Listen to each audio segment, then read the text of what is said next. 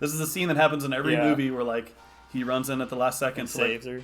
prevent an execution, but it's like, nope, she is totally arrested. In every movie, there's an execution.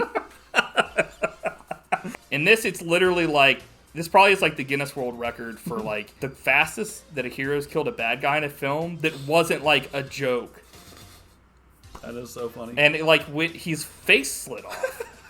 In like the CG, it was like he literally chops his face off. And the funny part is they don't show like his bones. It's literally like he cuts his face off, and like it's like if his head was just a Jello mold because it slides down and it's just red behind there. And I'm like, there would be like bones and shit. And that's why I can't wait. Whoa. To give a big old smooch. Can't wait. Okay. I had this whole plan where I was going to pretend like I was saying something like we were mid-conversation, but I never thought of something to say. Well, did I scare you? That'll be our final episode. Because you're going to put me to rest after this. You're going to be like... That big Buford almost laid me to rest. you bury me alive, and they're like, Matt's 20-0 at WrestleMania. It's a magical night. You're like, bleh. I'm like, Jesus. Bury your shell at Wounded Knee. So, this is Buddy Shotz, the podcast that we do weekly, or try to at least. It depends. But this is episode 67, and we've got Resident Alien for our Weird Watches this week. And the feature presentation was nominated by Son of Jarrell, our friend Eric. Equilibrium. Equilibrium. So, yeah, I guess how are you doing, man? Good. Good. Good. I feel like got high energy today. Like, cut. Take two. Hell yeah. Yeah. This is the most high energy we've ever not been. Yeah. I'm ready to get into it, because I think there's going to be a lot to talk about this week. With nerd news? Well, here it is, just for you. Your weekly dose of nerd goodness. Nerd news. I'm like, okay. So, I have two. So do I. Uh-oh. But mine, this news, like, transcends nerd news. It's, like, national. Like, it rocked the nation. Did someone get murdered, like, on the Twin Towers or something? Taco Bell is bringing back the Mexican pizza. Oh, yeah.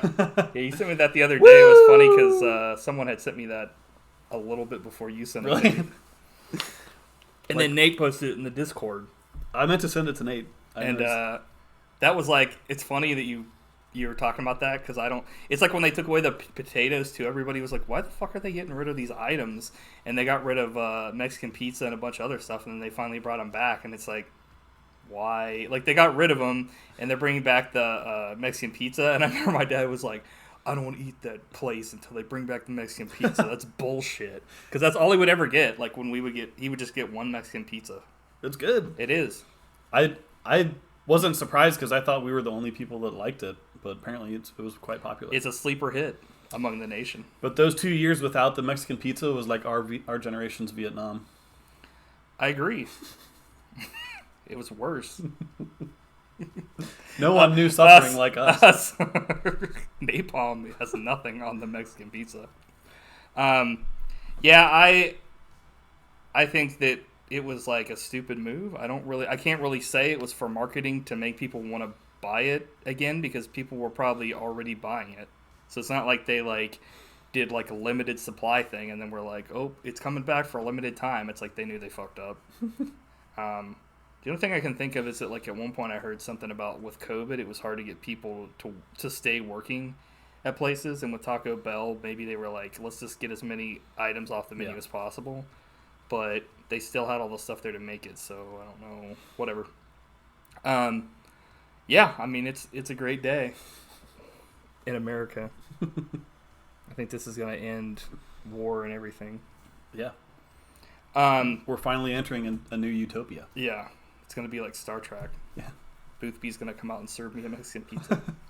The oldest living fucker in Starfleet Academy. So I have a Nicolas Cage story here. Nice. Big fans of Nick Cage here in the podcast. I mean, who isn't a Nick Cage fan? He's my favorite actor. Yeah, I wouldn't say he's like my personal favorite, but I would probably put him up there. He's a nice guy too, from what I've seen. So Nicolas Cage defends the films in his VOD era, calling them some of his best work of his life. People thought I didn't care. I did. I was caring. I think that I did some of the best work of my life in that so-called direct-to-video period. Massive Talent was in that group. Mandy was in that group.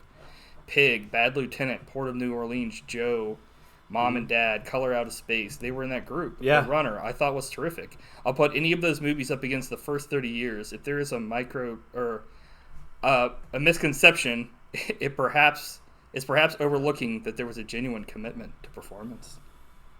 Yeah, and I agree. I do too, and I've seen all those movies, and they're all awesome. Mm-hmm. But besides that, he was in some not so awesome movies too. But he was always like, you could tell he was bringing it every single time. That's like Gary Oldman. Almost in every single movie I've ever seen him in, he's like the best part of the movie, even if the movie sucks. Yeah. So it's like, you can't say that these certain people didn't give a crap. Yep. Or at least didn't try, it's like... I think Mandy might be my favorite, like, Nick Cage movie, period. I'm not sure if it would be your jam, because it's, like, very, like, slow-paced and, like, artsy, but it's... He's great in it, and it's amazing. But even a movie like 211, which was horrible, he was really good in it. So, I mean... I'm just looking through it. I'm sad that his VOD era is done because he made like 5 or 7 movies a year and they were all entertaining. So because he can never make another one now. Well, I think he's gonna be more choosy with like his roles going forward, which is fine. But yeah, Pig we've talked about many times. It's a great movie. Yeah, it's definitely one of those movies where for me at least it was like a one watch affair, but it was something that I'll never forget. So what's your second story? My second story is... You're like, Nick Cage says his VOD library. I'm like... Netflix shares have cratered 23%. Dude, I didn't write this down, but I almost shared this with you the other day, and it pissed me off because the person was like the president was like, we're cracking down because people are sharing their passwords. And I'm like, maybe if he had something more than like Stranger Things and Cobra Kai, people would give a fuck. Because like... Oh, they do. It's just all garbage. Well, no, like, that's the thing is, all these things... Whoa, how'd that look? There's an earthquake. Shit! All these, like, streaming platforms have a ton of stuff. It's just whether or not they have anything worth watching. And the problem is... I don't know, I was reading also, like, a lot of the stuff, due to, like, they're losing subscribers and stuff, they're canceling projects that could have brought in people that were interested in stuff, which I was like, that seems kind of counterproductive to me. But like, I think Netflix is the new, like, I guess if you would call like TV station, because they are so quick to cancel what doesn't in their mind work right away, even if it is kind of a hit. And like you've mentioned before, they've kind of canceled out any movies that aren't made by them at this point. It's just, I don't know. It's another reason why it's kind of sucking. Because, like, Netflix has, like I said, like, if you're into Stranger Things, like, it's only on Netflix. And that's going to be gone in, like, a couple years because they're only doing, like, 5 seasons. And then Cobra Kai is going to keep going. But, like, if that show wasn't so popular, they probably would have canceled it, too. Even if, which is sad. I mean, but I just feel bad for anybody that I guess was watching a show that was exclusively on there that they really liked, and now it's canceled due to this, them being like, oh, we're losing a ton of money. It's like, no, you're still making a shit ton of money. You're just like not making 5 billion% instead of like, it's like, I don't know. But that's like a thing that's everywhere. Like, yeah, I do talk smack about Netflix, but I mean, they do have some quality stuff. Like Cobra Kai, they resurrected it, which props to them. Yeah. And The Irishman, like they produced The Irishman, which is an amazing movie. But that's like 0.1% of the garbage that they crank out. So. Well, they get a lot of, I think, stuff that, like, I don't think they make a ton of their stuff. Like, they produce it, but, like, a lot of their stuff they get from, like, I think, like, Korea and stuff, or, like, other countries that, like, you know what I mean? Kind of so like they get like anime, but a lot of it's stuff that other companies don't want or can't, I guess, don't care to get, like Funimation or Crunchyroll, and then like the other. I'm sure they've got like other good shows on there, but it's like you said, like, you know, I'd have to give them props for like getting Cobra Kai when YouTube totally fucked that up and like dropped the ball and was like, well, we're done with YouTube Red and we're not gonna do Cobra Kai anymore. So I was like, okay, well, this was just like a total abortion on all respects. Because YouTube Red at first was literally, they were just trying to push all these shows from YouTubers. No wonder it failed. Like, who the fuck wants to watch a show made by a YouTuber? Like, you know what I mean? Like, I don't know. Especially when most of their best stuff is free. Why would you want to pay to see the show they made when you could watch their best stuff for free? Like, that's the problem. But I think that's what I meant to say. Not that, like, who would want to... I was like, who the fuck would want to watch this on YouTube? If you go to like, YouTube is not popular at all. More like, well, no, it's not that it's not popular. It's like, why would you want to watch a show when you can watch the better stuff for free? You know what I mean? Like, I don't know. It's just kind of a bad business model, and then they wonder why they failed. But they probably don't care because they got $1 billion. Actually, more than that. But anyway, so let's go on to the next. This is kind of like a joke thing, but I saw this and I had to share it because I thought it was like the stupidest and funniest thing I've seen in a long time. But Jason Momoa is set to star in Warner Brothers live-action Minecraft movie. I was like, are you serious? They're actually... What is the fuck... What? I don't really have anything else to say about it. I was just kind of like... I saw that headline and I was like, okay, was this on April 1st? No, this is actually happening. So when you said that in my mind, I thought it was Minesweeper instead of Minecraft. And I was like, what's next? Free Cell? I mean, that's pretty much... I mean, that's... It's kind of this. I mean, it's not the same thing, but it's pretty much like there's really no plot to either one of those things. It's I mean, it's a hot. It was just kind of like, IP. So it's hot, but it's like this. This is like this should have happened like in 2010. Yeah, it's like the same thing if they were to make a Duke Nukem movie now, which they never will because Duke Nukem's character, sadly, I feel like is dead unless they resurrect him in like a Doom 2016 kind of thing or a Fortnite movie like 10 years from now. But it's like as much as like we like Duke Nukem, they were talking about a Duke Nukem movie all those years ago, and if they were to make it now, it would just flop hard and shit because no one gives a crap about Duke Nukem except for us. And even that, it's like they haven't made a Duke Nukem game in like since Duke Nukem Forever on like 360. So it's like 3 or 2 console generations ago. You're an inspiration for birth control. Don't get me wrong, funny character, but it's like I don't know. I'd love to see it like get updated like Doom 2016. Yeah, not so much like Doom Eternal. But are you ready? Are you ready for this? Are you hanging on the edge of your fucking seat? So, yeah, do you have anything else to say for Nerd News? I guess that was your 2 topics for the week. That's it. Do you have a tale? I thought I might as well tell a tale of the origins of the buddy shots. Like, oh, shit, yeah. That's actually... we might have told it before, but I don't think we've ever officially... Oh, really? I know, for a fact. Well, this is. We'll give you a clue on what it was. So in 6th grade, there was an announcement one morning that, like, for yearbooks that year... that they would allow group pictures. We will allow it.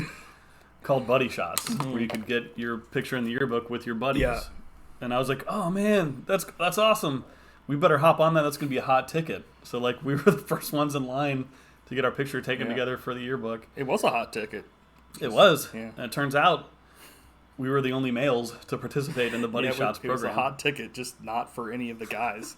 I think that was also something that like our moms heard about. Like we told our moms, they somehow found out about, and they were like, "You should do that. You should." And everybody, you should totally do that. I remember thinking in my mind, like, "Oh, we gotta do that, like, right away."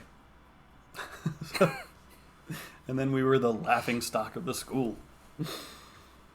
But I do remember, like, I don't really remember. I'm still proud of it. Too much people like bringing it up, but I do remember our friends always made fun of us for it because they were just like, really?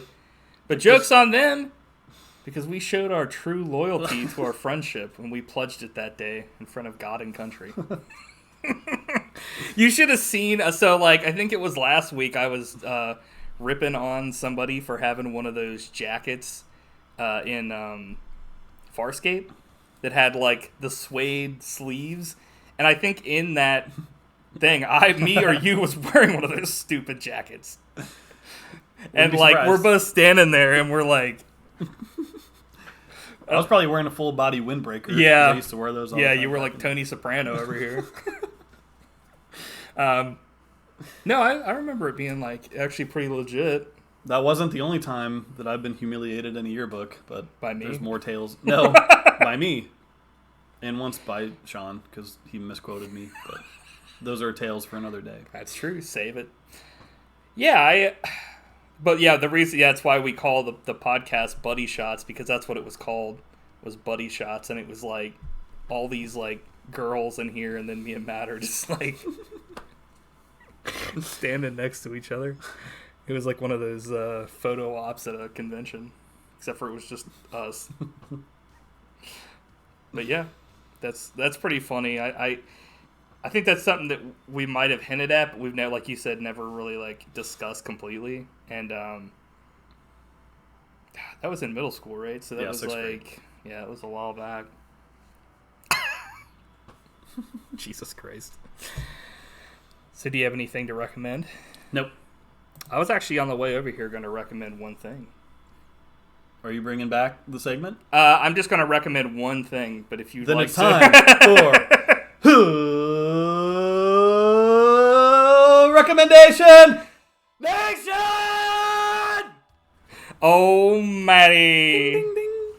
Say the recommendation nation. So on the way over here, Pulled the cork out of my lunch. Dude, don't get me started on Celebrity Deli. So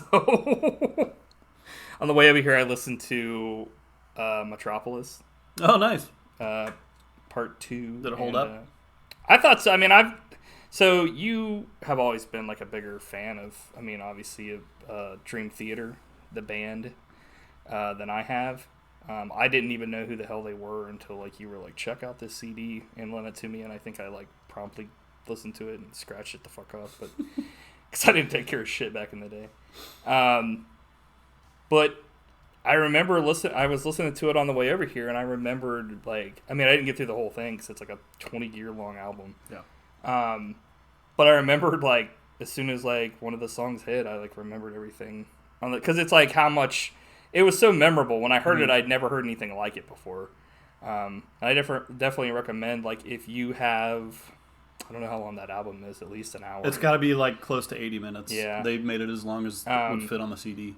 If you've got that time, like, and you've got the time, I would say just like listen to that album because it's legit and it tells a story, and it's their most popular and most like beloved of mainstream all album, I'd say, because I'm not like someone that really has listened to any of the other. Maybe I've listened to one or two other CDs, but not all the way through. And I haven't really kept up with their stuff. But it's definitely like, I'd say like their most like mainstream normal, not normal, but like for an outsider, accessible. Yeah. Yeah, there's a few albums of theirs that I like more than that, but it's definitely good. Although I remember that's the album where I realized like a theory that I still have to this day, which like some of the songs on that album really drag. Like they're too slow from a tempo standpoint. And then I realized like I think most songs could be improved by bumping the tempo up a little bit. Music in general is too slow for my taste. Okay, Whiplash. not up to your tempo. Mm-hmm. We got J. Jonah Jameson. Don't get me started on here. Whiplash, by the way. Well, apparently it's your on a favorite rant. movie because everything's not up to your tempo.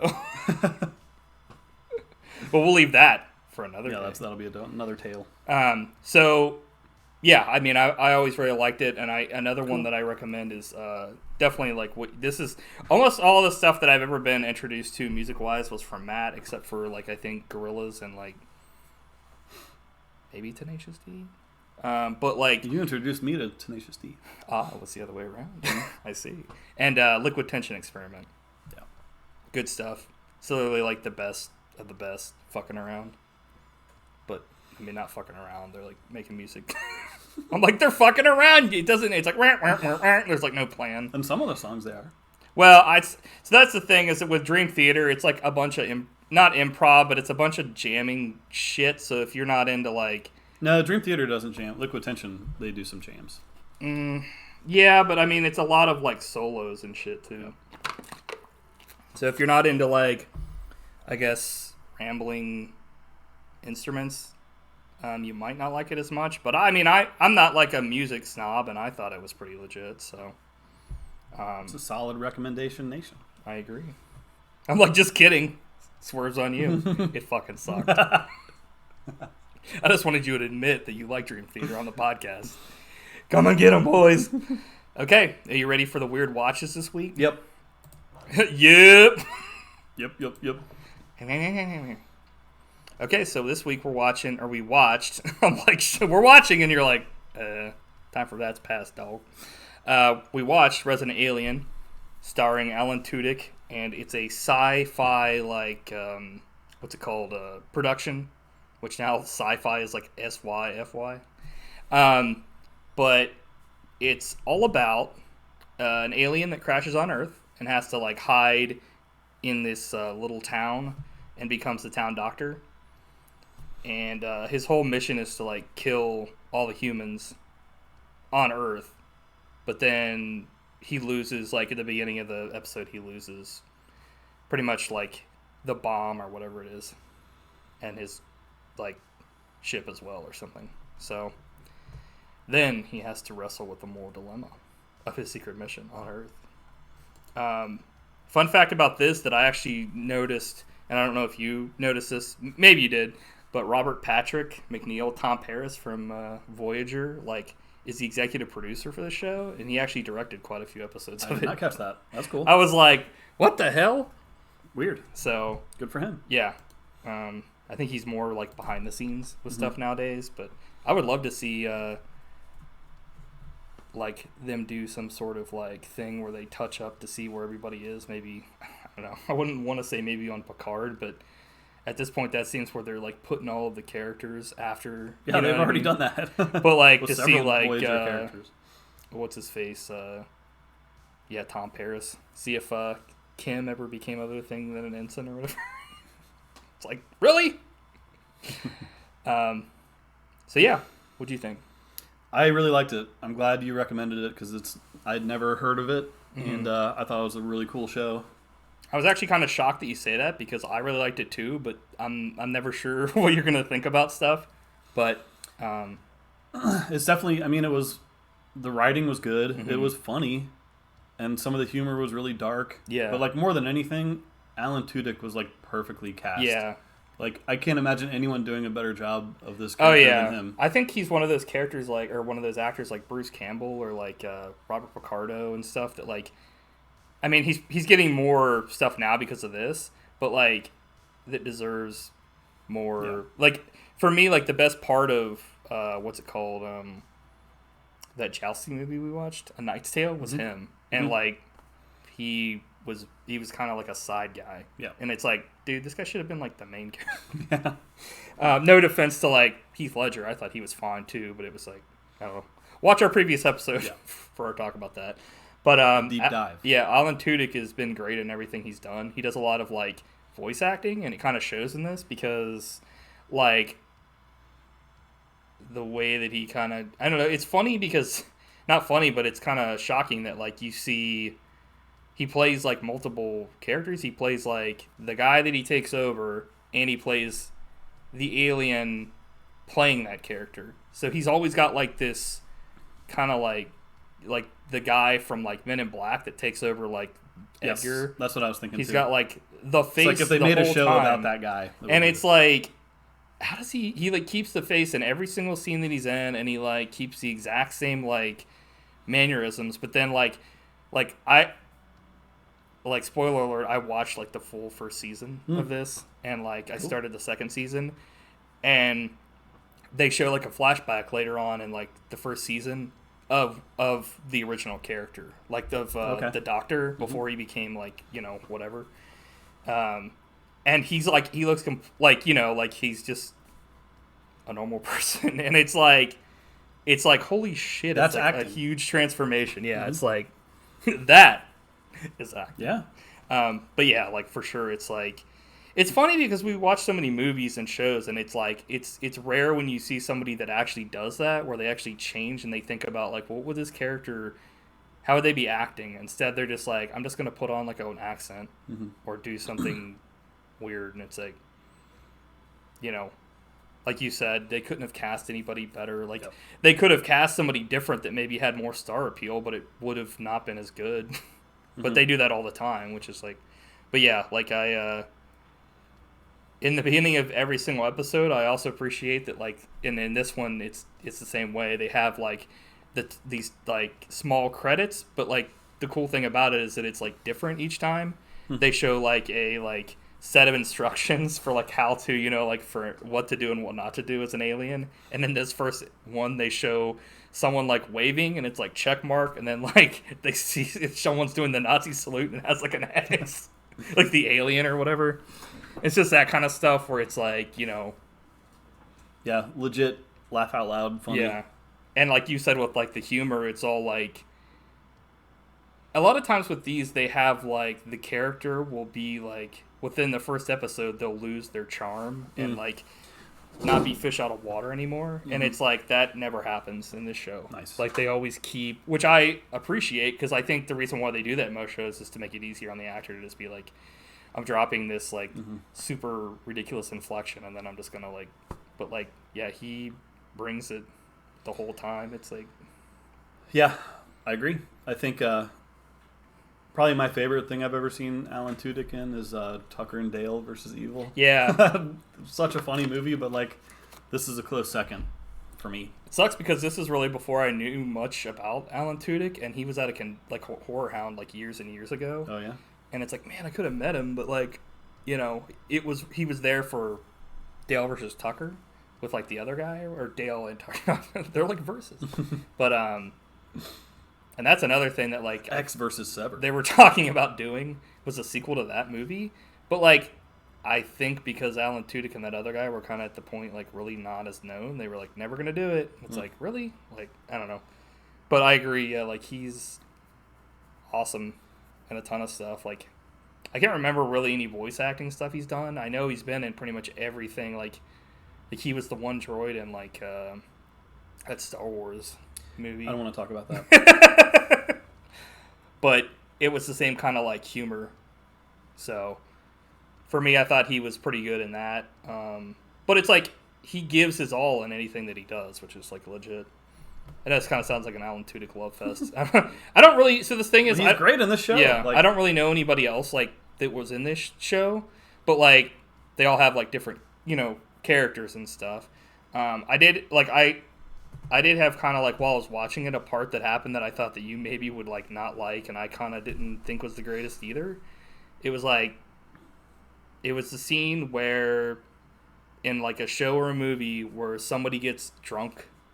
and they, like, go nuts and stuff, and I've always, every time I see that in a movie, for the most part, I think it's, like, super cringe. And then we don't have time to talk about time. And, like, I almost always think it's cringe, and it was to a degree. It was something that, like, I was like, okay, whatever, this is fine. I'm glad it wasn't, like, longer than it was. But I will say that I was blown away by, like, especially for sci-fi, the fucking effects in this. Yeah, like, solid. The alien, it's like, it looks legit. Like, everything that I was never watching it and being like, this looks like shit. Like, it all looked, like, really good, and I was like, man, sci-fi's like jumped their game up. What the hell? Yeah.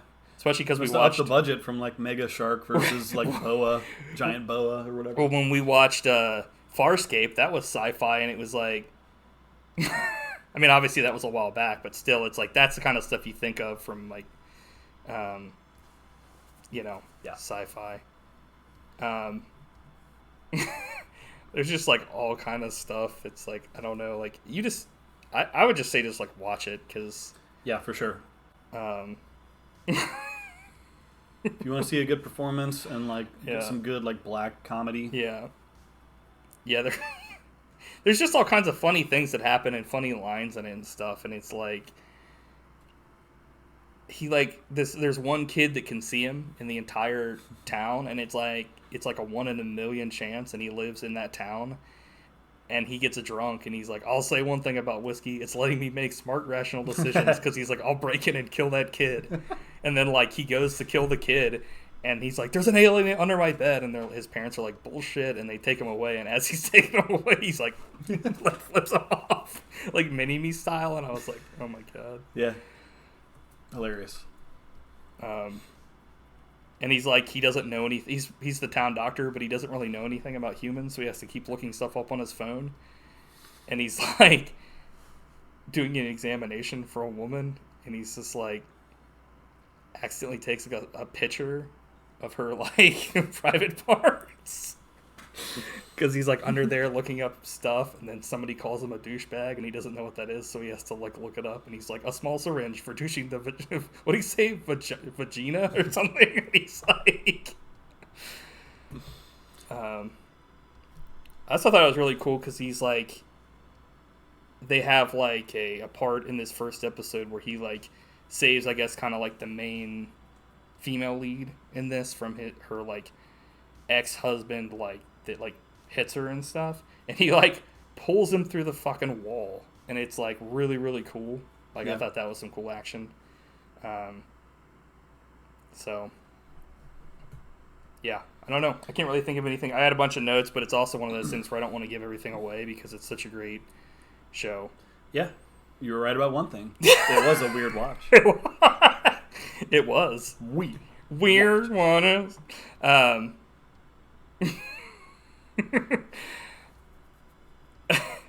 gonna give one more line that he says, and then we can move on.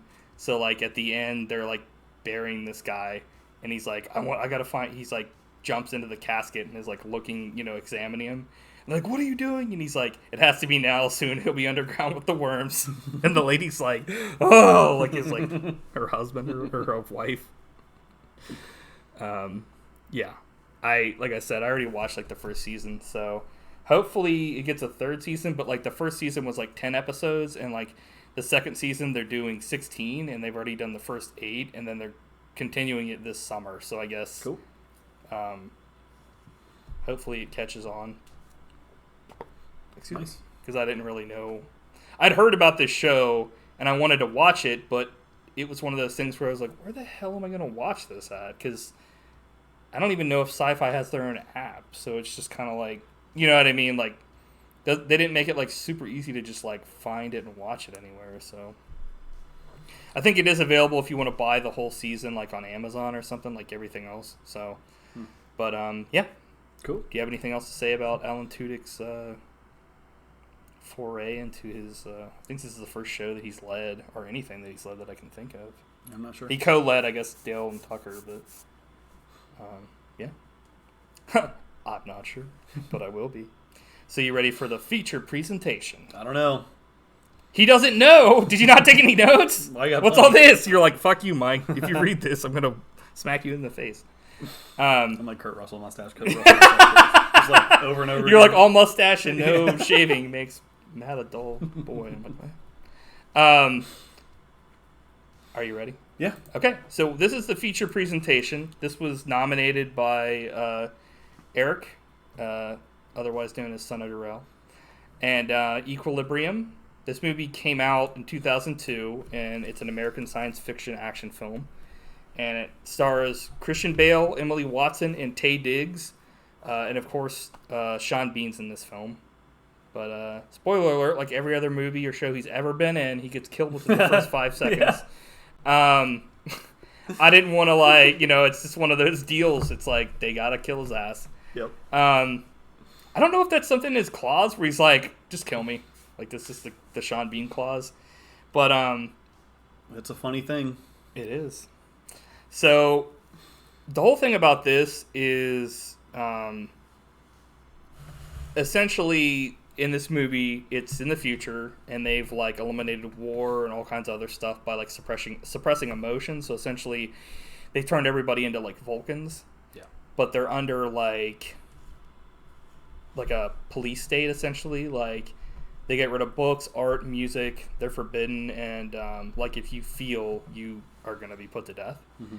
And so, Christian Bale plays a character called John Preston, who is a cleric, which in this is like their top-ranking government agents that are responsible for destroying pretty much people that are like on the outskirts of society at this point, and they like harbor, that stuff we were talking about before, like contraband. And then at some point in the movie, he misses a dose of Prozium, which is their version of like we were saying, the whole thing about giving yourself Vulcan stuff that makes you like feel no emotions. And he's been trained to enforce strict laws, and in the new regime, he suddenly becomes the one capable of overthrowing it. Essentially, this movie is like 1984 with gun fights. So good night, everyone, and we'll see you next week. Yeah. No, I'm just kidding. I guess before we get into the notes here in the movie, well, how did you first hear about this film? Okay, so... Okay. Here we go. Okay. So Equilibrium, when this movie came out, I was beyond pumped. Were you working at the theater at this point, or No? Oh, okay. It was after that. But I've been reading about it on Ain't It Cool News, and they were hyping it big time. Mm-hmm. And I was like... I read about, like, the gun kata or whatever. Right. And, like, that concept, I was like, gun kata is going to be the next revolution in movie making. This movie is going to make the Matrix look like baby shit. Like, I was so pumped. Yeah. And, like, when I saw the movie, nothing could ever live up to that hype, obviously. Yeah, and I was disappointed. And then I hadn't seen it since then. I, like, just totally forgot all about it. This is going to make Matrix look like baby shit. It's like, baby shit? The next revolution in movie making technology, gun kata. It's like John Romero will make you his bitch. Yeah, exactly. What? So I was scared to watch it again because, like, we rented it on VHS when I was in college, and, like, we really didn't enjoy it. But seeing it again, it's it's interesting. Yeah. What do you think? Yeah, had you seen this before? I'd heard of this movie, but I had never watched it. For whatever reason, I always got this and Bulletproof Monk confused. Because I think in both these movies, they have some sort of gun combat. Like, I think in that it's like Wanted, where they bend bullets, but I think it is. Yeah. But like in Bulletproof Monk, I feel like they have something like that too. Not bolt bending, but anyway, I always liked. I've always liked Christian Bale and Sean Bean, but I never really watched it. Like, I just, I heard about it, like I said, but I just didn't, really watch it until recently when we watched it for this podcast. Yeah. It's kind of a blast from the past because as soon as the film starts up, it says Miramax and Dimension Films, and I was like, are they even a thing anymore? I don't know. Like, because, obviously, like, Miramax put out some of Kevin Smith's films, and, I think Miramax is kind of like a thing maybe people don't talk about anymore because of Weinstein or whatever, and it's like, yeah. But, I don't know, like, I'm with you. I kind of, like, this, I liked it, but I also, or, like, I'm kind of like, we'll go through it, and I guess we'll talk about stuff that happens in it that I thought made sense and stuff that didn't make any fucking sense. But I wasn't watching it in, like, hating my life. So, I think I hate to say it, but for me, this, like, is a so bad it's good movie. Like, by the end of the movie, I was laughing at it. No, I unintentional laughs, but that's okay. Like, it was hilarious. I would rather this movie to be like that than to be like Agreed. I don't know, like The Matrix 2 or 3. Agreed. Where I was like, God, this is so boring. Right. Although there are quite a few boring. Well, no, but yeah, we'll get into that. Yeah. So before we get into it, though, I want to ask: you want me to trash your lights? on the apropos set of Terminator Salvation, the greatest set to be flipping greatest out on. Rant of all time. It's like, why? It's like that or that one was like out of control, but yeah, it's like, good lord. But yeah, I I guess I don't really... Do you have anything else to say before we get into these notes or a question, comments? No, let's get into it. So we start out after World War III, which will never happen in real life. Yeah, they do this a lot in films too. When there's a post-apocalyptic thing, they're like, World War III happened. I've seen a couple films that are like after, like, I think it was maybe one of the Escape films. They talk about something beyond World War III at one point. Like, they talk about other wars, which I always appreciate when they talk about that kind of stuff, because, like, World War III, come on. Like, at this point, it's been done to death. Wasn't it Strange Brew when they made that movie? It was, like, during World War IV? Yeah. So that was pretty funny. What's one of those things where it's like, I don't know. It's just nice to see, you know, people kind of going beyond that and being like, oh, you know, this is the war, or coming up with a different name other than it's World War, because, you know. Okay. So we've got our first little monologue here, and I'll go ahead and read this off for everybody to appreciate the shit. In the first years, definitely not written by like a high schooler. You know what? I don't want to like call anybody out here, but I'm going to. As soon as I heard and saw the poster for this and saw the whole thing with Gun Kata, the first thing that came to my mind was our friend Dan. And I love him to death, and I really like Dan. He has a movie nominated, so I'm sure we'll watch it eventually. But this is the kind of stuff, because they even have techno in this, and they have fucking choir music in this. And I was like, I mean, the kind of stuff, I mean, obviously back in the day, like I was, you know, everybody was a stupid high schooler at one point, and I had a fucking stupid-ass soul patch, so I can't really say much, but this is one of the first things I thought of, was like, you know, techno. It's like, okay. Like, bam, bam, bam, bam, yeah, it's bam, like, bam. who the fuck listens to techno? So anyway, in the first years of the 21st century, a third world war broke out. Those of us who survived knew mankind could never survive a fourth, that our own volatile natures could not simply be risked. So, we have created a new arm of the law, the Grammaton Cleric, whose sole task is to seek out and eradicate the true source of man's inhumanity to man, his ability to feel. I was like, I mean, it makes sense because, like, emotions will almost always lead to stupid things being said. I mean, I've done it many times on this podcast. See our previous episode when I doubled down on the no Kurt Russell mustache thing, and Matt gave me an instant, you're an idiot. Yeah,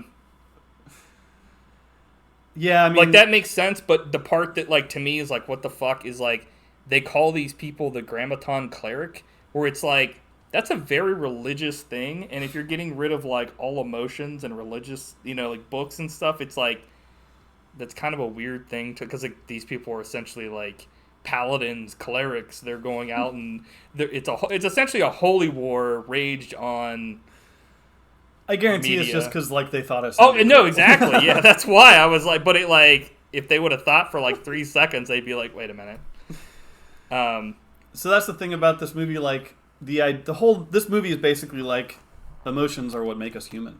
Yeah, it's like, well, never heard that before. Like, see any sci-fi, you know, this has been done to death a million times before, but this movie treats it like it's the most amazing revelation behind humanity. Well, it's like Star Trek. Hello. Exactly. See, like, the first episode of Star Trek.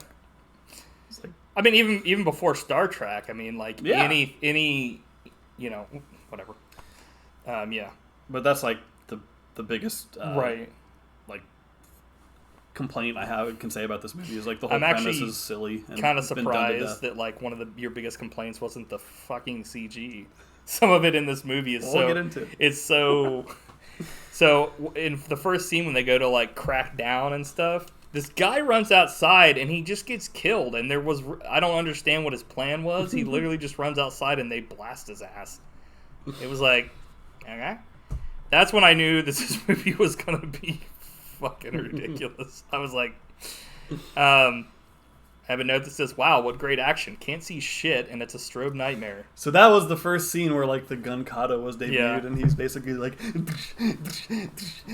That's another thing that I think is so stupid in this film, because it's like, essentially they turn into like automatons, and they're like wind up like toy soldiers. They're like, they have these poses that they go into that are like, this is pose 1, this is pose 2, and they like shift through them depending on the situation, and it's supposed to make it so you're harder to hit, but the guy just like stands in one spot. The fatal flaw is you're standing totally still and becoming the and the other people have to essentially not be behind cover because they're almost always out in the open, and you see it happen so often in this film where he's in the middle of like 10 dudes and he does this, and it's like, well, no shit, that's gonna fucking kill a ton of people if you're doing this and shooting them, and they're literally not doing shit. Yeah, like.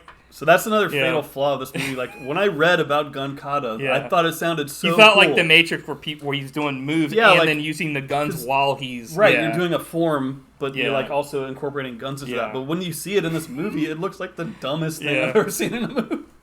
Like, it's laughably terrible. It's a really cool idea, and I would love to see them, like, not necessarily remake this film, but to take the idea of gun kata and actually use it in, like, a...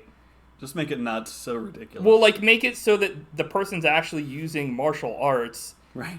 And then the gun is, like, an extension of their body. Exactly. Which is what they kind of promote in this film. Because there's a training scene where he's, like, using a sword, but in his other hand, he's, like... And I'm like, that doesn't help. You don't pull the trigger. You pull the trigger when you fire the gun. You're not, like... It's not like, kid shit where you're, like, gotcha. But it's, like... That scene also made no sense to me. Like, I'm fast forwarding here, but it's like he was using a sword, and like there have been no swords seen up until this point in the film. And then, of course, the last scene of the movie has them, and it's like, why? The fuck? Why would you even practice with swords if everybody carried a gun? Like, makes no sense. Great question. So you didn't like the part where he surfed on the door and, like, started blowing dudes away? Because, like, he's like, all right, blow the door, and he runs towards it, and they perfectly time it so that he leaps and, like, surfs on the door. And I was like, who wrote this? Me in, like, 11th grade? Yeah, it's definitely one of those things that, like, it has some, like, the ideas are, like, you read them on paper, and you're like, dude, this is fucking awesome. And I think, like, honestly, this could have been made way better. Like, just, I don't know. So, and also, he like when he first does the gun kata, he shoots like probably 200 bullets, and I'm like, how is he reloading? But they explain that later in the movie. Yeah, well, not only that, but like in this, when he shoots a bunch of dudes, it's essentially the same shot being reused over and over again. Where like it's like a shooting game in an arcade where dudes are just like like jumping back, but it's like pitch black. The only thing that lights up the screen is like the gunshots, and it's like, how the fuck does he even know where they are? That's the thing that never made sense to me. Well, that's the one thing. Yeah. But that's the most egregious thing, because in films when I see something where people like are just shooting or are hitting people when they can't see them, unless it's like shown they're like Daredevil where they're blind and then like they have a special power, like it's just never explained. He's just shooting in like. They say, I guess the gun kata is making it so he can shoot these people. But, like, the gun kata isn't used to, like, hone in on where the people are. It's used to, like, get into a form to get away from the bullets and to, like, be more efficient. Not to, like, automatically zoom in on dudes when they're, like, in the dark. But anyway, speaking of which, when they're in this first little scene here and they're on the hunt for art, they find the Mona Lisa, and he's like, it's real, burn it.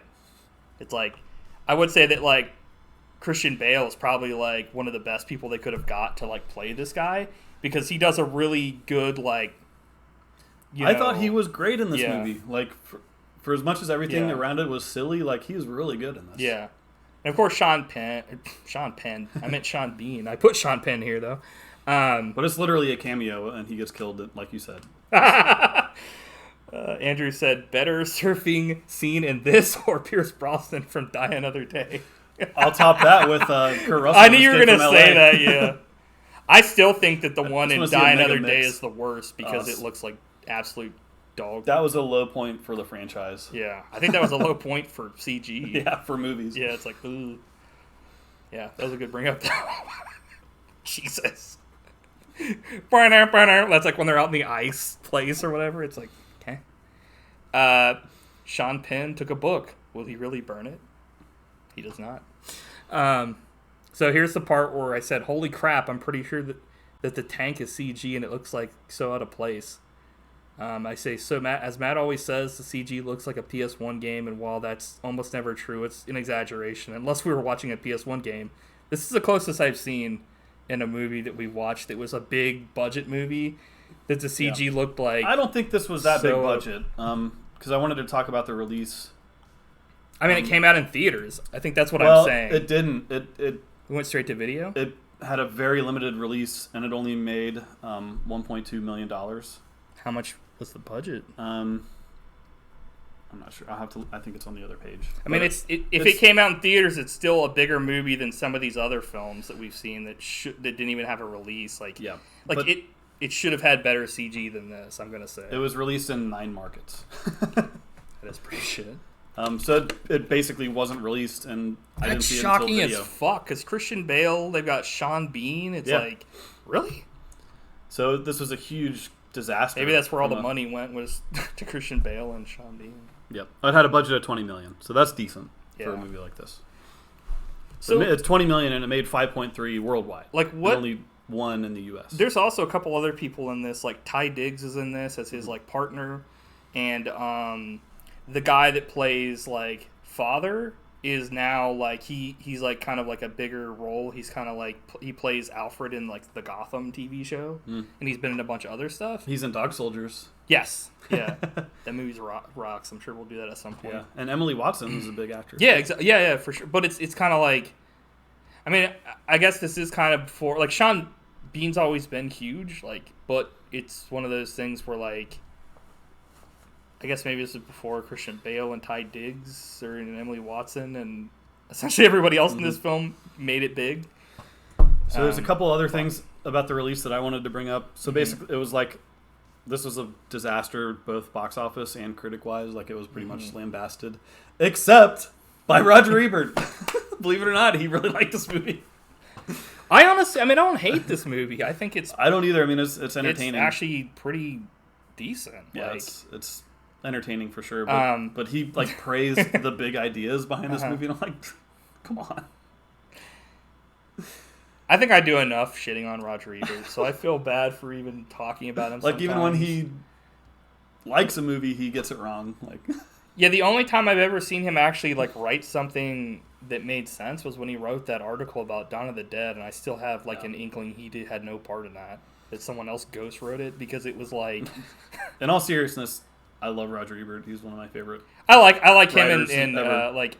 Without Ebert and Siskel, we would probably not be here. Yeah, you know, just jerking around on this. I think it's interesting that the last few movies we've done, like, he's disagreed with our takes. Almost everything that he's ever talked about that we've brought up on this podcast. That's because we mainly do like horror movies. Yeah, but I mean, like even other movies we've done that he's talked about that we talk about on the podcast, he just lambasts, and it's like, you know, there are things I think I'm on page with him.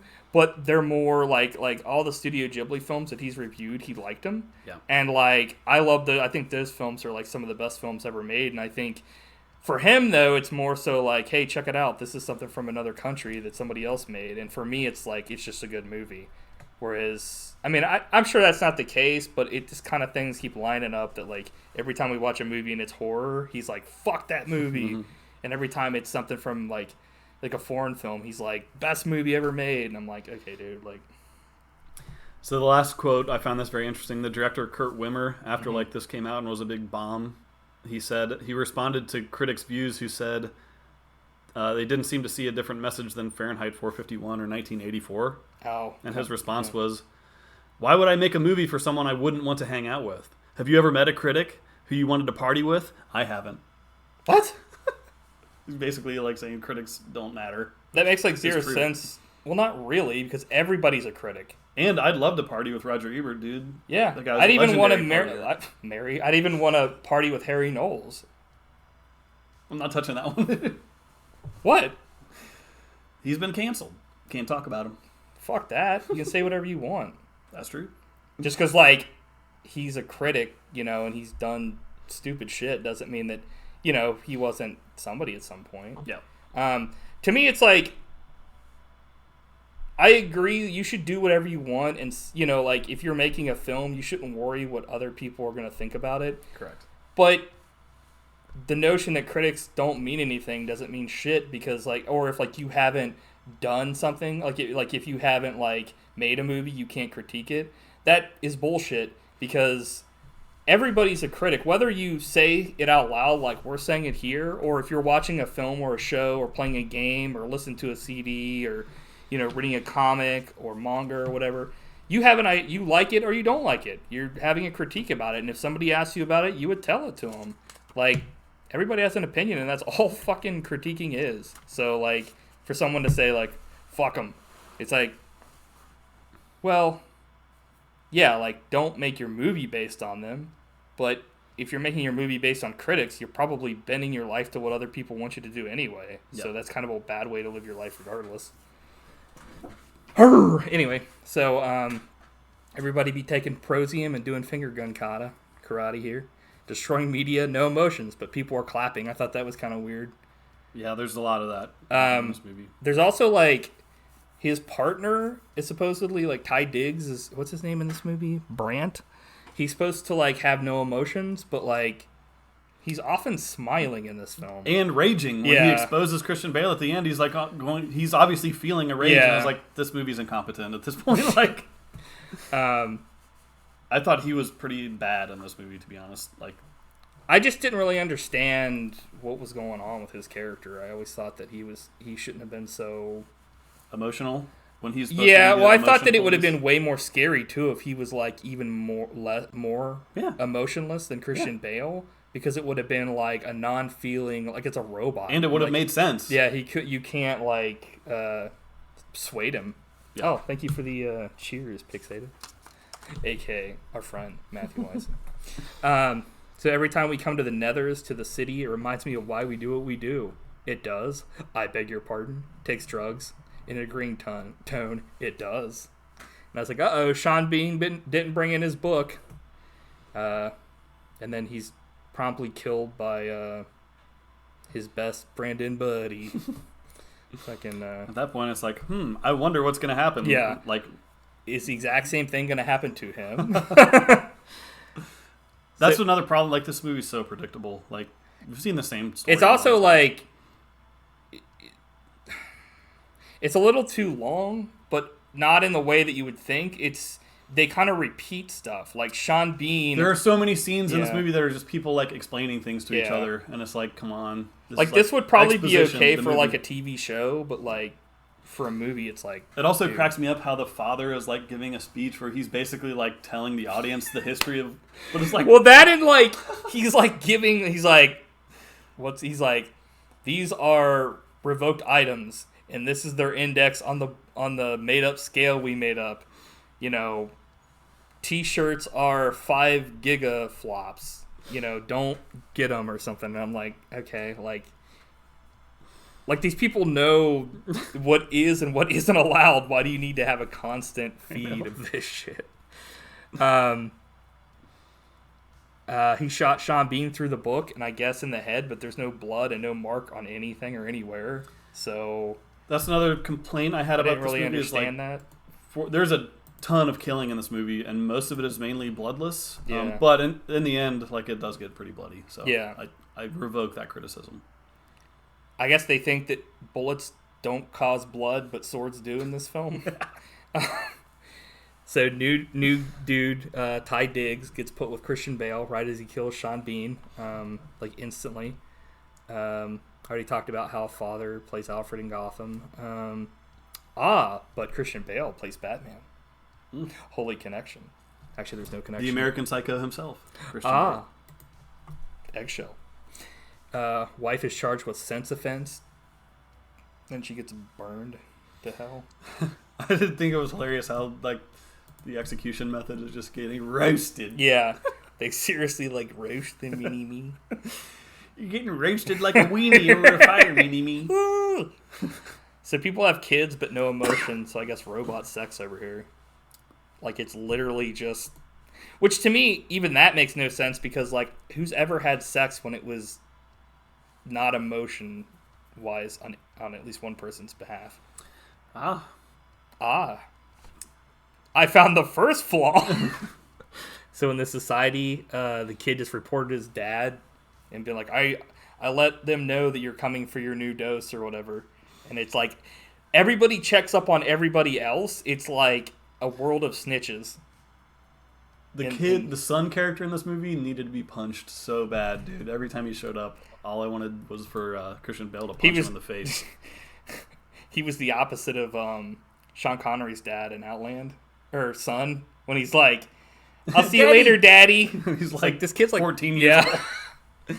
And he like kisses him, and so there's nothing wrong with emotion, but it was just kind of funny to see that because, Sean Connery was also like, I don't know. That movie was legit. But watch our previous episode to see what we really thought. Directed by Peter Hyams, the father of John Hyams, who directed Universal Soldier, Day of Reckoning. 1 out of 2 ain't bad. He's off his meds, and it's not going to end well. I have no choice but to hand you over for processing. And I was like, take her to be processed. Just like in Star Wars. That movie no one's ever seen. So, I've got a little thing. I looked up this whole thing about gun kata because they kept talking about this shit. And apparently, in short, the focus of the style is simply to shoot where the foe ought to be when they're aiming at you, and not to be where the foe ought to shoot. And apparently, there's 2 different styles in this film that's in the lore. There's long range that you see like in this film, and then short range that's never that's depicted in Equilibrium but never named. And it's kind of like, apparently that one's for dueling, and the long range is for like bullet time dodging, which makes no sense that they say that's what it's for when that never happens in this film. There's no bullet time dodging in this film at all. So I looked this up and was like, and then like apparently like in the thing it was like, it runs on extreme amounts of rule of cool. And I was like, what the fuck does that even mean? And apparently that means that, like, rule of cool is... Like, I'm sure you know what that means, right? I've never heard that term. Apparently, because, like, I guess this is probably some kind of Harry Knowles bullshit. Like, exactly. But, like, it said, like, on the thing, like, on the official thing, that, like, stated another way, like, the amount of bullshit that you can, like, accept or take is, like, equal to how cool it is. So, like, The Matrix would be a great example of rule of cool. But there's no bullshit in that movie for the most part. Well, there is if you think about it, but... No one can ever think about it. Not on this podcast. Like, these are 2 spectrums. Mm-hmm. Like, you have The Matrix, where it's legitimately cool and amazing, and you have Equilibrium, which has just as many ideas, but, like... It's so uncool, it becomes laughable. Yeah, but there's nothing... I can't really think of anything, at least in the first Matrix, that was like... That I thought was bullshit. No. And I think that's what they're saying is, like... That is just straight up, like, cool. Whereas, like... I think you have to somehow... Like, if you're able... And it's all, like, subjective, but, like, in this film, like... Like... You're supposed to be able to forgive the liberties with reality as long as, like, the result is, like, supposed to be, like, really cool or awesome, but, like, the problem is, like, when they finally come down to showing it, like, it's not as cool as it could have been. Mm-hmm. Like, the execution isn't there in some of this stuff, which sucks. So, anyway, he goes nuts, ripping at the window. And you see a CG city. He keeps hiding his, like, doses, like, in the wall. Like, he rips the, like, mirror off the wall. And it was literally just, like, a thing that you could, like, put in the wall, I guess. Yeah. That part was very similar to THX 1138, which is a similar story, but is a way, like, actually full of interesting ideas. Yeah. Yeah. I think, like, this film has a lot of, like, together, it's like, oh, this is cool ideas, but they're it aims high. Like, yeah, I'll give it credit for. Like, but there's, like, a lot of the ideas aren't things that, like, haven't been done before. Right. But like the closest they come to that is maybe like the idea of like truly the gun kata, but that's the part to me that fails the most, which sucks. It's like, and then they have like, once he's kind of started feeling, like the second time they have like a raid, the action is much more horrific, and you see like the people being like put down and like destroyed. Where before it was like, oh, this is cool, this is like, you know, now it's, I think that was kind of cool that they kind of showed like, and I don't know if that was even purposeful, it just was, and I'm not somebody that like reads into stuff all that much, you know, but I thought that's maybe what they were going for, but at the same time it could, who knows. He listens to music and he starts crying. It's good acting in this film. Oh yeah.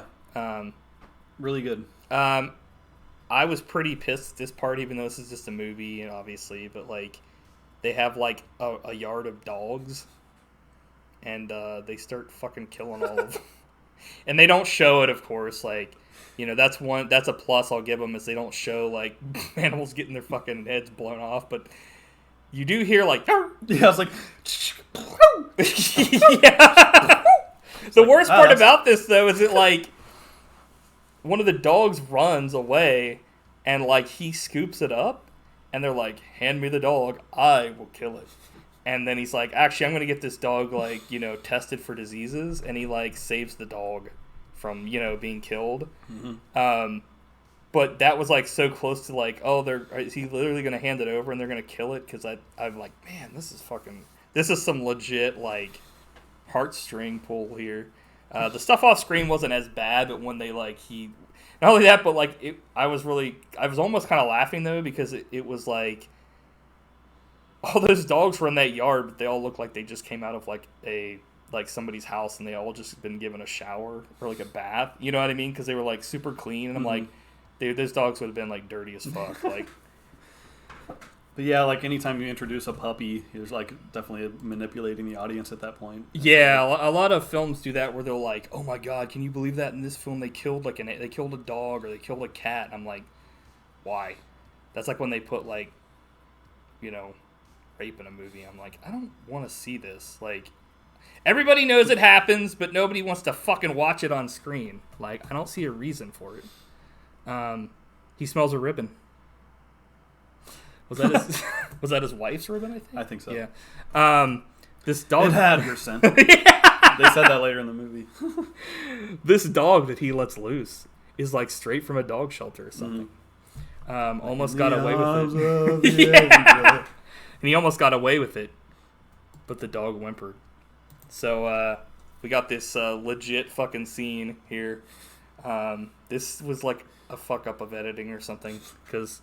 This guy, so John, what's this guy's name? John Crichton? Or whatever. Yeah, John Preston. John Preston. Who's John Crichton? I don't know. John Preston, a.k.a. Christian Bale, a.k.a. Batman.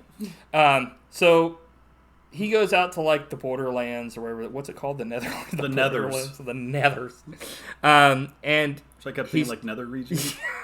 That's what I thought. I was like, what? And then he's going to set loose this dog, because he like saved him, and he's been in his trunk this whole time, and you know they come up on him and they're like, oh, what are you doing out here? He's like, give me your badge, and he's like, I don't have it, blah blah blah. So like eventually he's like, okay, we'll let you go, you know, you're like the number one paladin, you know, you're fine to go. Cleric. And Cleric. And you know, he's about to let him go, and then they hear it, the dog, and he's like, well, you know, execute this guy because he's got a dog. And he says, shoot him, and there's two dudes with shotguns, and he hits the muzzle of both the shotguns, and somehow they spin towards their own heads, and he grabs the triggers, but they're still holding onto the grip, and he pulls the trigger and kills both of them, and it does like a double zoom in, and one of the guys goes, fuck! And it like blows both their heads off. And I think this is something to do with weird editing, because like before the captain was like freaking out and was like, shoot him. And then once they cut to like him now, he was saying shoot him, but then he's like calm. And after he kills both of them, he says, "What?" And then he's like, "Okay, shit, shoot him. And I'm like, what? So he was like, shoot him.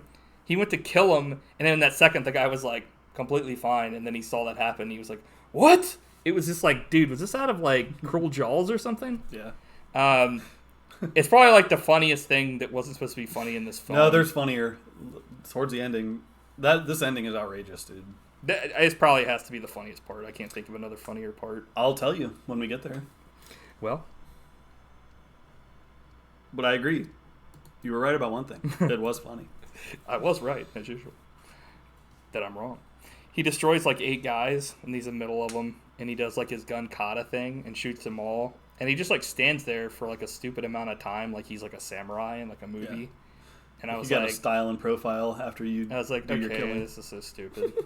This is like the exact reason why I almost hate all action films. Like when I see shit like this, I'm like, why? But this is like different than a lot of them because it's like you said, this is something that like somebody would have written in high school.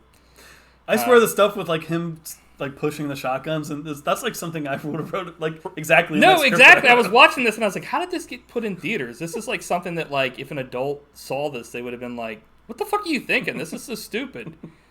I'm convinced that someone in high school wrote this fucking movie, and they were just like, hell yeah, don't change a thing.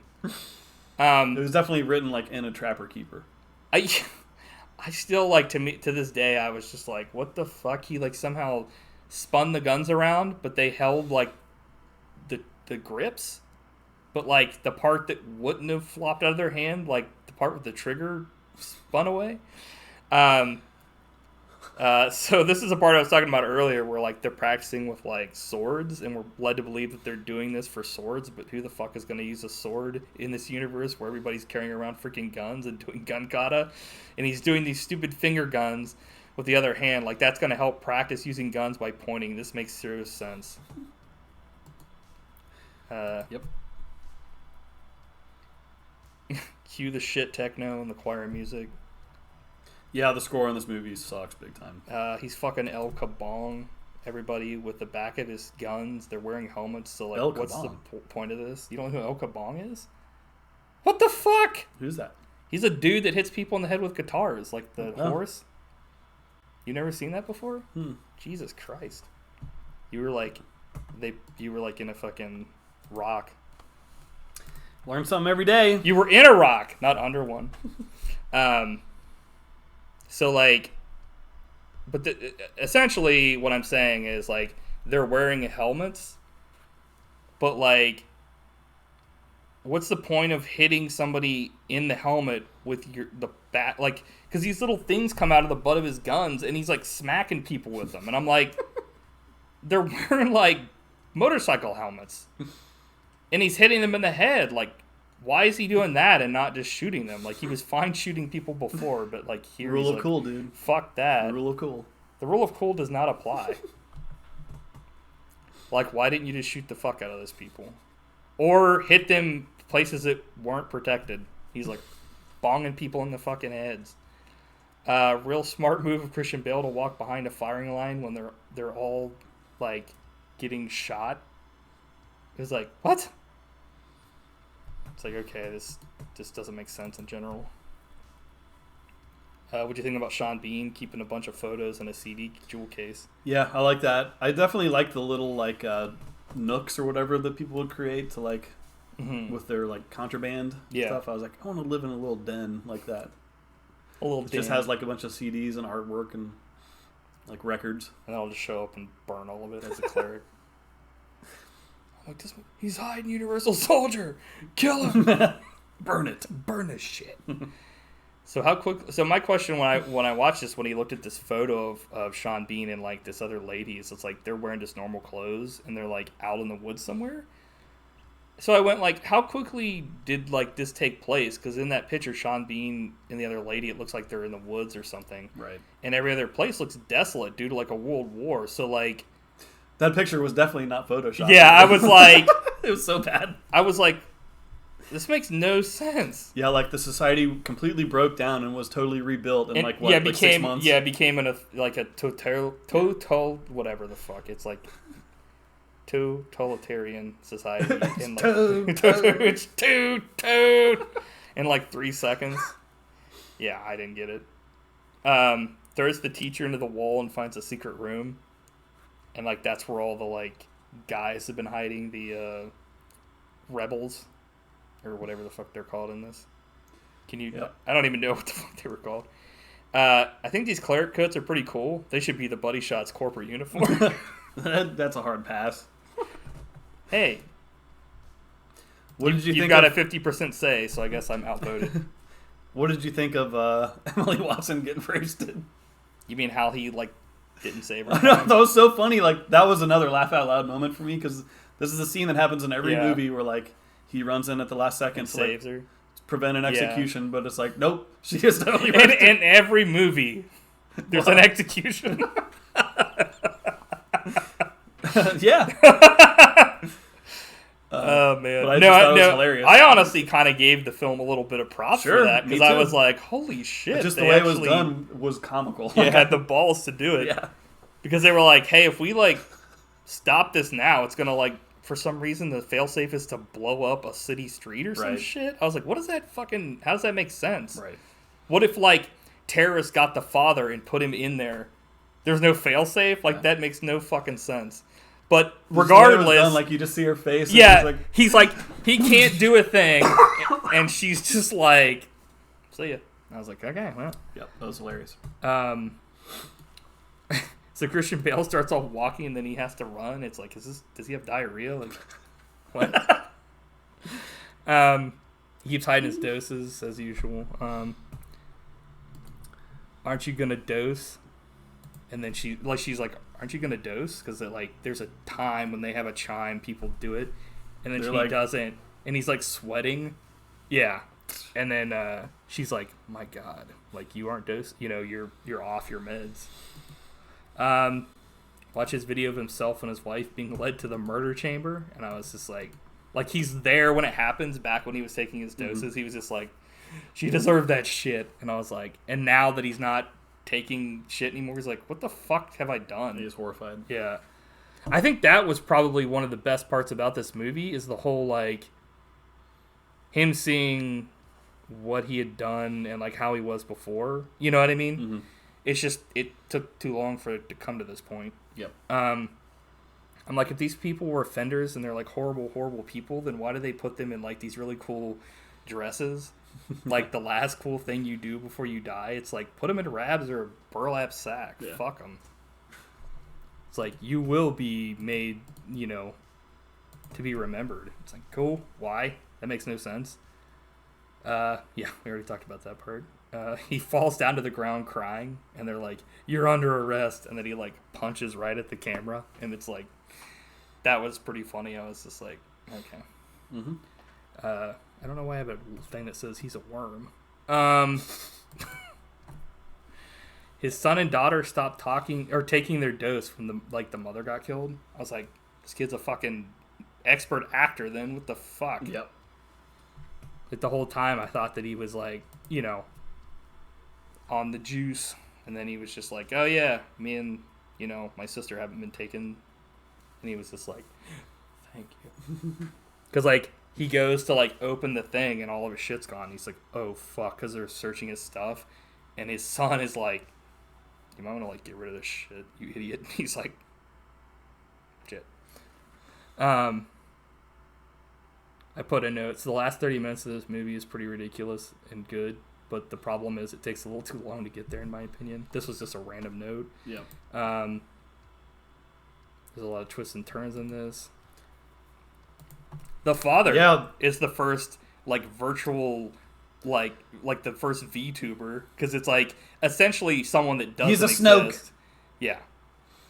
But like, so they revealed kind of. the big reveal. The father was actually the other dude the whole time, and I'm like, who cares? Yeah, like, because the other guy, like, I guess like father died, they say like 2 years before, and he's just been keeping up like the lie, well, like a virtual thing, and it's like, well, like, what would it have mattered if like a new dude took over? Yeah. Like, it seems like these people are pretty much like sheep anyway. Yeah, and like they're both uninteresting characters to begin with. Yeah. So it's like one generic dude got replaced by it. It's like, who cares? To me, like, if they had actually, I don't know, like, I would have been probably more invested if they had actually ever shown an interaction between Christian Bale and this like father character ever. Like if they had made father actually like someone that had like he's just a guy that's reading out backstory on a screen. Like if he had like been his actual like guy that like maybe Christian Bale was like an orphan and father took him under his wing and actually raised him, and then he became like the leader of this shit, and then he went to betray him kind of thing because of the bullshit that's been going on. But I feel like they did this at the end because they didn't want to like actually come up with like an ending, so they were like, let's just make it so like this father guy actually doesn't exist. Yeah, it's like, okay, so it's this guy that you already don't like, but you're like, you were expecting an actual like boss, and this guy's like a little bitch. Exactly. So it's like, okay. So I thought this was kind of funny because he's like, the test shows he's not having any emotions, and then finally, and some guy like, and then like, so the test is like they have to test him if he has emotions, and he does, and so like, he's still hooked up, and then like something happens where he just like doesn't have emotions anymore, and one of the dudes says, "Oh shit," and I'm like, why would that matter? He has. It's because they saw The Matrix and did the exact same thing. Right, like, but it makes no sense because in this film, it was he still has his like you don't have to like rule of cool once again. Yeah, but that doesn't make any sense. I agree. Like it's not rule of cool. Well, they thought it was cool in The Matrix and tried to do it here and failed. Yeah, but it's not. It doesn't work. That's why it's not rule of cool. Correct. I agree. But it also just I guess to explain it, it doesn't make any sense because you don't have to go into this like cleric mode to use your powers. That would have made more sense, and it would have actually been like, okay, this is kind of cool. Well, cooler than it is here. The final gun battle in Matrix, the guy said, "Oh shit," before it started, so they did he? Yeah, literally, it was a total ripoff. I haven't seen that movie in like so long. But he says, "Oh shit," because he sees all the guns going through the metal detector. Because he shit his pants. Yeah, and it's literally a great moment. He has and diarrhea. In this, it's like you said, it makes no sense. It's stupid. Yeah. The final gun battle, though, in this movie is awesome and hilarious because he basically just lays waste to 100 henchmen. I think it's 6, but not 100. We'll split the difference. It was probably 50. No, maybe it's 6. Really? Yeah. It was he was going through room after room of henchmen, just mowing them down. I don't remember that part at all.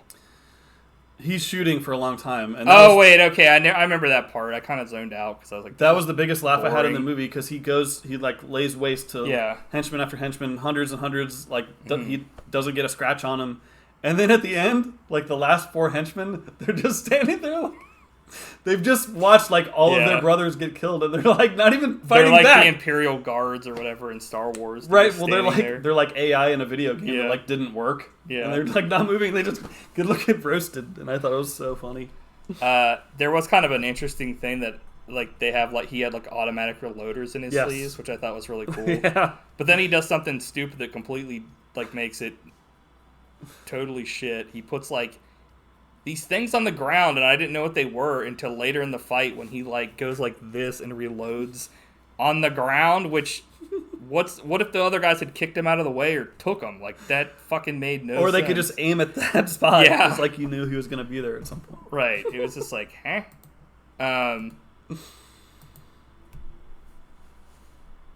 That was the biggest laugh I had in the movie. So good. Well. And then we have the final sword fight. Agree to disagree. It wasn't the funniest thing for you. I'll tell you what's funny. I feel bad saying this, but the action is cool, and I'm sure people flipped out about it when it came out. But when I see it, it kind of just comes off as goofy, we were saying. Oh, totally, yeah. This is, yeah. But then we come to the part of the movie for why he was training with swords earlier. Randomly, the dudes that come out from behind these pillars that are guarding, the father or whatever, use swords for, no fucking reason. They come out with swords, and he doesn't have a weapon. And he just takes one of the swords from one of the guys and kills him with it, and it just kills everybody else. And it's what? So good. And then, This is probably I've never seen a film that was quicker than this in like the jobbing of a character out. Taye Diggs walks up and is like, I'm gonna make my reputation with you, Clerick, and then he literally kills him instantly. He Steven Seagals him. Like, dude, Steven Seagal doesn't have shit on this guy. Like, fuck Steven Seagal. Yeah, like in that movie there was like he hit him a bunch of times. In this, it's literally like this probably is like the Guinness World Record for like the fastest that a hero's killed a bad guy in a film that wasn't like a joke. That is so funny. And like his face slid off. In like the CG, it was like he literally chops his face off. And the funny part is they don't show like his bones. It's literally like he cuts his face off, and like it's like if his head was just a Jello mold because it slides down and it's just red behind there, and I'm like, there would be like bones and shit. Another laugh out loud. This is probably the stupidest thing in the movie. It escalates to even more stupidity because it's the other form of gun kata. So this is the stupidest shit ever because like I think like this is supposed to be like cool, like the ultimate cool, right? Where they're like blocking. But like they're slapping each other's that's guns. what I have here. It's slap hands or something. Like they're literally with like guns. Slapping guns away from each other. It looks so like I was literally cracking up at this point. Well, it was so stupid. Not only that they're doing this and it looks so stupid on screen, but like this dude is supposed to be just like the ultimate ultimate villain. He's supposed to be he's supposed to be like just a guy that tells Christian Bale what to do, and Christian Bale is like the ultimate cleric. He's the best in like the world at what he does. And this goes on for far too long. This guy shouldn't have a chance. It should be like as quick or quicker than what happened to Taye Diggs. Yeah. So you're telling me that this guy was more powerful than Taye Diggs? It would be like if the best soldier in the army was like fighting the president, and the president was holding his own. Yeah. Yeah. Or like I'm trying to think if like I would say like the Emperor Darth Vader, but they're powerful. So yeah, it's like that was probably the best analogy I can think of. Like I was like, what? I've said this a lot on the podcast, but this is literally like probably the stupidest thing I've seen in a movie. It's right up there, man. Like because it just made zero sense. Like, you know, AVGN movie, Kong versus Godzilla, you know, my personal Universal Soldier thing. None of that compares to this fucking scene where this happens. Just for the amount of like, what the fuck were they thinking with this? Like, they also think that if you shoot a bunch of screens, it'll just get rid of a program that's running the father. Right, like, exactly. Like he shoots all. If you shoot the monitor, it yeah. destroys the computer inside. And explosions go off, and they're playing like I don't know what this is, like Doom or Duke Nukem music or some shit. He smiles, and I say, "Welcome to the human race." My last note is, as much as I ragged on this, I thought it was pretty good. It was just the execution was this is like I said, a so bad it's good movie where I wish like we would have actually watched it together because I think it would have been very enjoyable. Or like have a party and watch this movie and just laugh. This is one of the movies that I kind of wish that like because I want to do this eventually, but I guess it depends on time or whatever. But I would like to do commentaries on films or whatever that we never watch, and this would have been a good one. Perfect candidate. Yeah. So.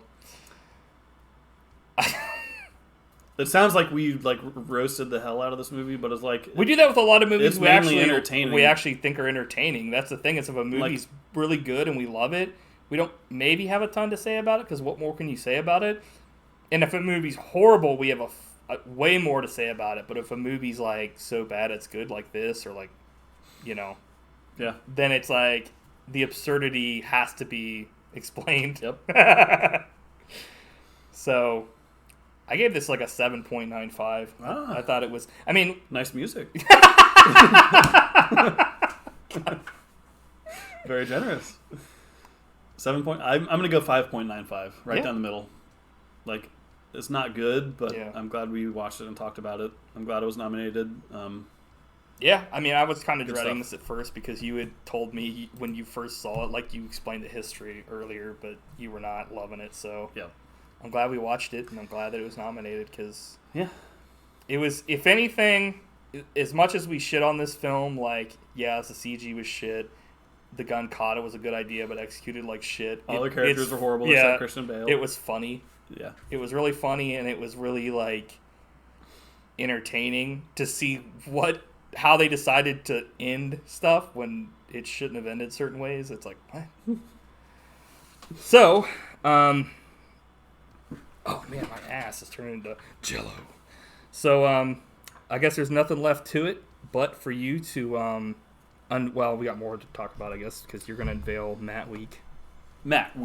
So we got Weird Watches. What's that going to be next week? Or not next week, but whenever it happens. So first there was Holmes and Watson.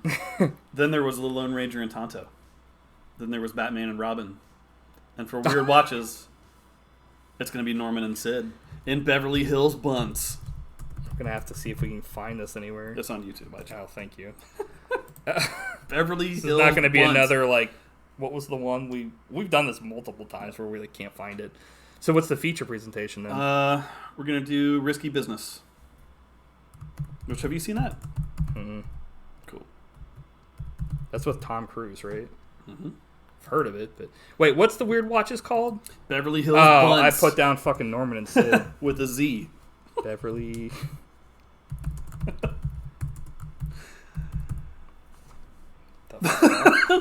I know. Well... Can't wait. Yeah. Hopefully it'll be a wild week. Yeah, hopefully.